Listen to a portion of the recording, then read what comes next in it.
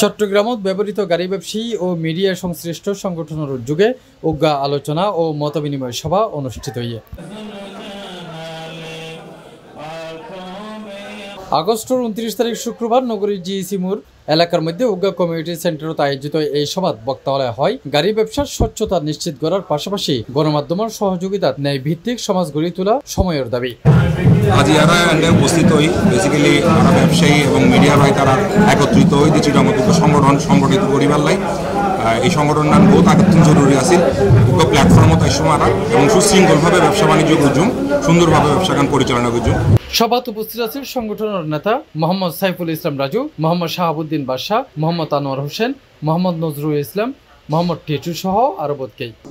আর মূল ইস্যু দিয়ে আড়াইবে চট্টগ্রাম যত ব্যবসায়ী আছে মিডিয়া আছে আর ব্যাগিন মিলি এক কাতারে আইবলে বলে আজ এই আয়োজন গজ্জি এবং আর মিলন মেলা মত বিনিময় সভা।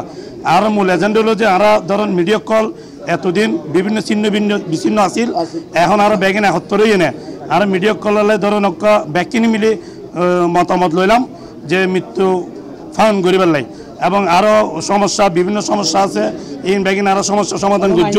বিভিন্ন বিআরটির সমস্যা, তারপরে আমাদের মিডিয়াদের সমস্যা, মিডিয়া কোনো বিপদ আপদে পড়লে আমরা সবাই একত্রিত হয়ে ওনাকে সাহায্য সহযোগিতা করব। কোনো মিডিয়া যদি মারা যায় ওর একটা মৃত্যু ফান্ড ধার্য করব। আমাদের এই কমিটির কিছু নিয়ম কানুন আছে, নিয়ম কানুনগুলো হচ্ছে আমাদের মিডিয়া কোথাও যদি বিপদে পড়ে, গাড়ির লাইনের মিডিয়া যারা গাড়ির সাথে ব্যবসা করে ওই মিডিয়াদেরকে আমরা সবাই মিলে সাপোর্ট দিব।